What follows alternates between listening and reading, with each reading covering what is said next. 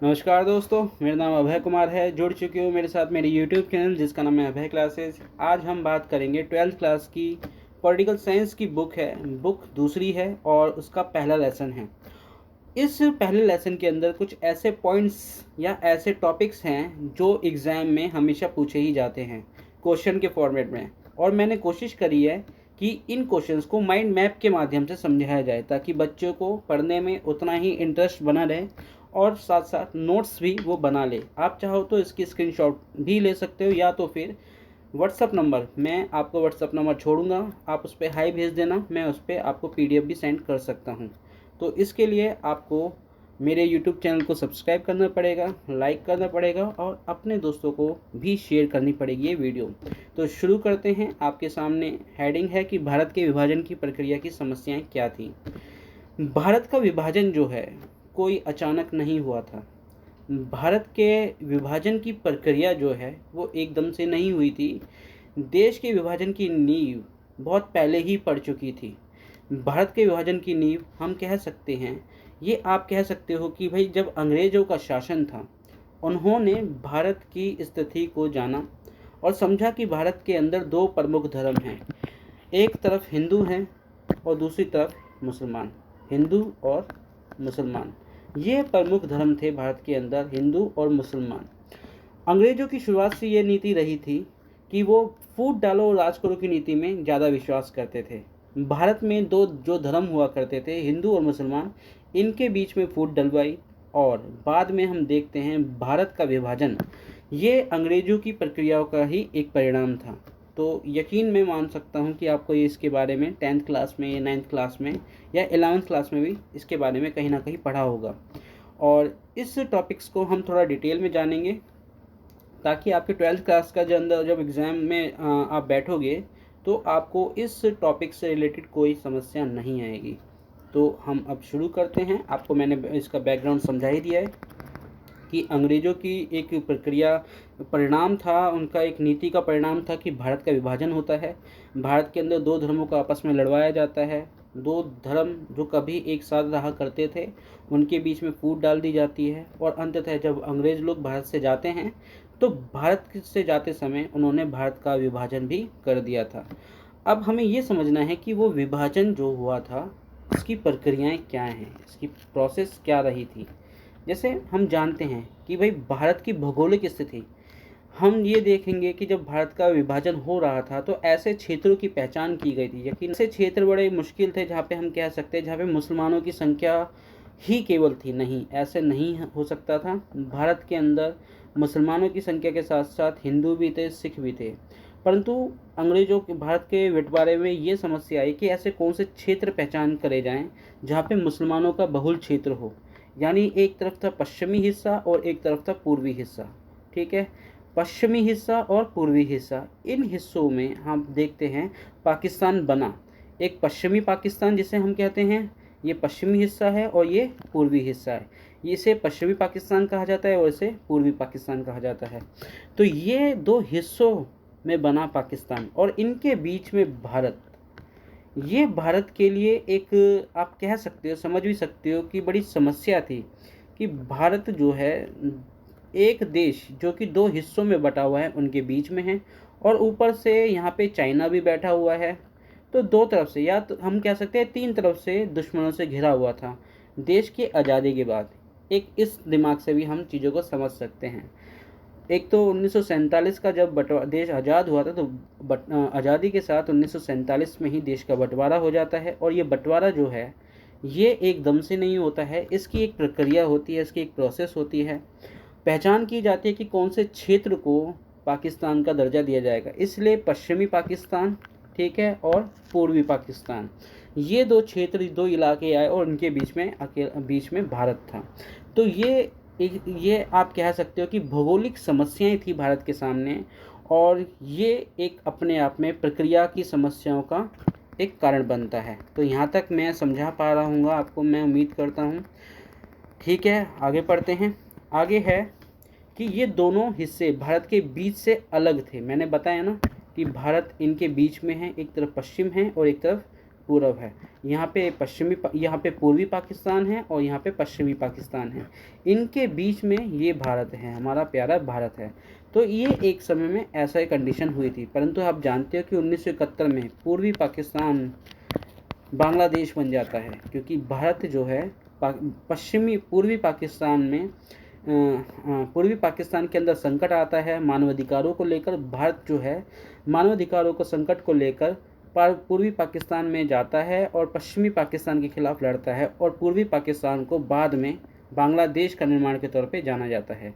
तो ये इसकी भी एक प्रक्रिया है जो आप आगे के लेसनों में समझोगे भी। फिलहाल अभी हम यहाँ पे देखते हैं कि ये भारत जो है ना, भारत की समस्या ये हो गई कि भारत दो देशों के यानी दो हिस्सों में बट गया, दो हिस्सों के बीच में आ गया, एक तो पश्चिमी पाकिस्तान और एक पूर्वी पाकिस्तान। तो इनको आपस में जोड़ना, अगर आप सोचो, दिमाग लगाओ, क्या पूर्वी और पश्चिमी इनको क्या आपस में जोड़ा जा सकता है? तो आपका जवाब होगा नहीं। तो ये एक तरह से इसके विभाजन की प्रक्रिया की समस्या थी। यहाँ तक मैं समझा पा रहा हूँगा, ठीक है। अब सेकंड पॉइंट समझते हैं आपके सामने स्क्रीन के। मेरी थोड़ी तबीयत भी ख़राब है, आवाज़ में उतनी एनर्जी भी नहीं है, काफ़ी समय से तबीयत ख़राब है। चलो फिर भी कोई बात नहीं। कुछ प्रांतों का विरोध, इसका सीधा सा मतलब ये है कि जब भारत का विभाजन हो रहा था या विभाजन की प्रक्रियाएं चल रही थी, तो कुछ ऐसे राज्य थे जो पाकिस्तान में नहीं जाना चाहते थे। ख़ास तौर पे जो पश्चिमी पाकिस्तान के पास, पश्चिमी और उत्तरी पाकिस्तान के जो हिस्सा गया है, यानी उत्तरी या पश्चिमी जो हिस्सा था, वो हिस्से पाकिस्तान में नहीं जाना चाहते थे। जैसे यहाँ पे बता भी रहा है कि जैसे उत्तर और पश्चिमी सीमांत प्रांत, उत्तर पश्चिम का मतलब आप ऐसे मानो कि जैसे ये भारत है, हमारा प्यारा भारत है, ऊपर नॉर्थ है, नीचे साउथ है, यहाँ पे वेस्ट है और यहाँ पे ईस्ट है।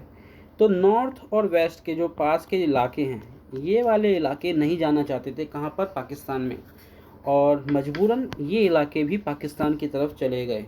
तो कहने का मतलब क्या है कि कुछ प्रांतों का विभाजन में ना जाने का ये भी कारण था, क्योंकि इनका ये मानना था कि इनकी जो ज़मीन जायदाद, उनके पूर्वज और जो भी इनका जो क्या कहते हैं सब कुछ था, वो भारत के हिस्से में था। जब भारत का विभाजन हो गया और ये इलाका पाकिस्तान में चला गया, तो वो जो लगाव था वो भी एक तरह से कट गया। तो इसलिए ये हिस्सा पाकिस्तान का भारत से अलग नहीं होना चाहता था। तो यहाँ पे ये भी है कि भाई कुछ प्रांतों ने पाकिस्तान में जाने के लिए विरोध भी करा था। तो उत्तर पश्चिमी सीमा प्रांत, जैसे उसमें एक काफ़ी फेमस नेता थे उत्तर पश्चिमी सीमा प्रांत के, खान अब्दुल गफ्फार खान। जैसे मैंने अभी मैप के अंदर भी समझाया कि उत्तर पश्चिमी सीमा प्रांत कौन सा हिस्सा होता है, ठीक है। तो यहाँ पे एक काफ़ी ज़्यादा पॉपुलर, काफ़ी ज़्यादा गांधीवादी विचारधारा को मानने वाले नेता थे जिनका नाम था खान अब्दुल गफ्फार खान।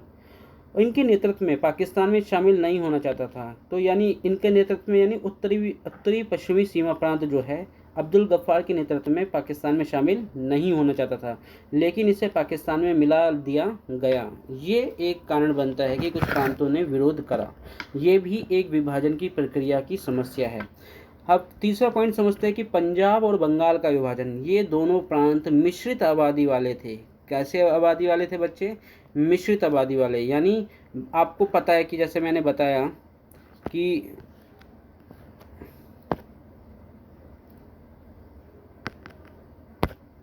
ये वाला हिस्सा है पश्चिमी वेस्टर्न, ठीक है, और ये वाला हिस्सा है पूर्वी ईस्टर्न। तो ये इसके अंदर जो है आबादी जो है ना बच्चे, जहाँ आपको सिंबल दिख रहा है पश्चिम में और पूरब में, यहाँ पे एक तरह से आप कह सकते हो कि दोनों प्रकार की मिश्रित आबादी पाई जाती थी। यानी हिंदू, मुस्लिम, या आप सिख भी कह सकते हो, सिख भी आबादी पाई जाती थी।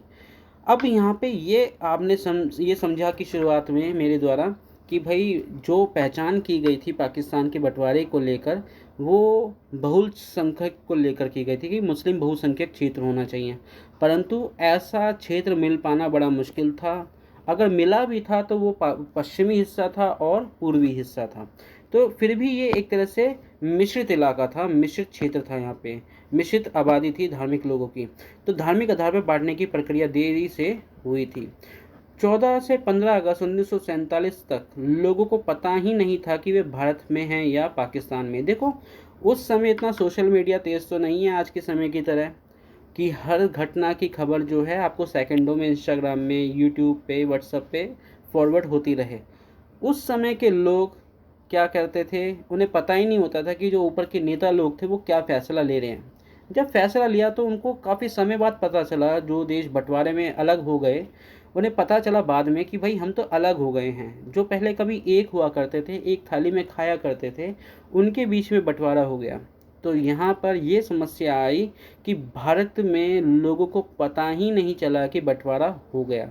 ये तो नेता लोगों के द्वारा किया गया काम था, जिसका परिणाम आम जनता को भुगतना पड़ा। तो यहाँ पे ये सारी चीज़ें क्लियर हो गई हैं कि भाई आम जनता को पता नहीं चला था, और ऐसे इलाके जहाँ पे हम बहुल क्षेत्र कह रहे थे, मुस्लिम इलाके में जो मिल जाएं, ऐसे भी मिल पाना बड़ा मुश्किल था। तो यहाँ तक ये आपको क्लियर हो गया होगा, मैं समझा पा रहा हूँ आपको। ठीक है, आगे बढ़ते हैं।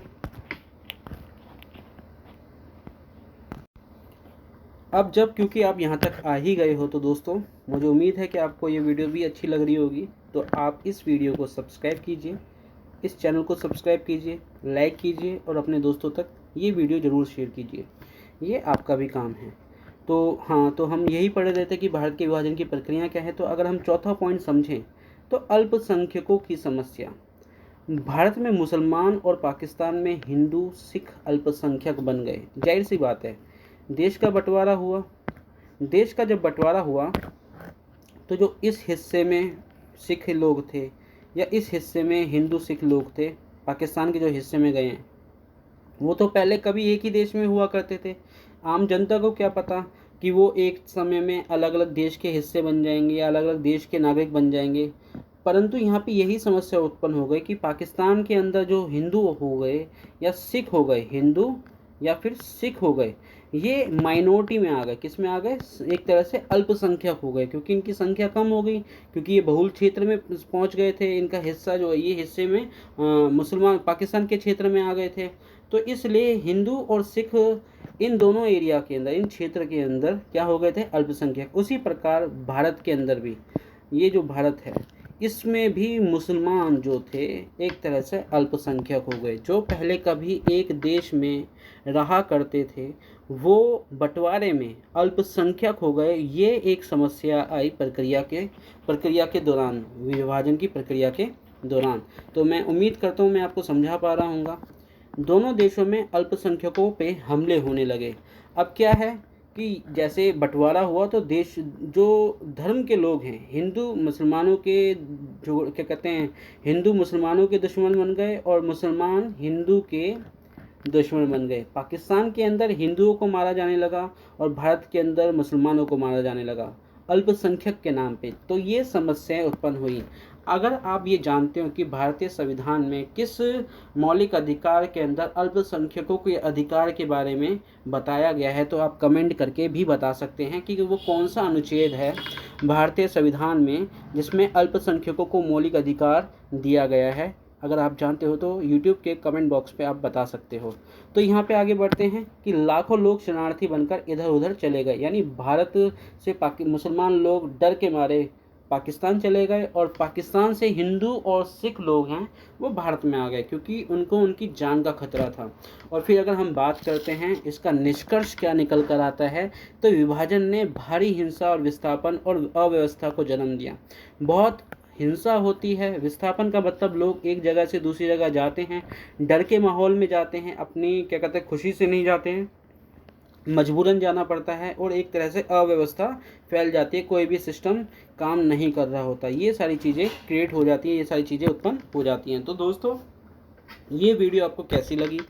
अगर आपको इसी तरह के वीडियो अच्छी लगती हैं तो प्लीज़ आप मुझे कमेंट कीजिए। मैं इसी तरह की और वीडियो लाने वाला हूँ। ये एक माइंड मैपिंग मेथड होता है ताकि ये जो कीवर्ड्स हैं आपको समझ में आ सके, और ये इन कीवर्ड्स को अगर आप एग्ज़ाम में ऐसे ही लिख दोगे तो आपको काफ़ी अच्छे नंबर मिलेंगे। तो उम्मीद करता हूँ आपको ये वीडियो अच्छी लगी होगी। अगर अच्छी लगी तो अपने दोस्तों तक शेयर कीजिए, लाइक कीजिए, कमेंट जरूर करना। और तब तक के लिए इतना ही, धन्यवाद।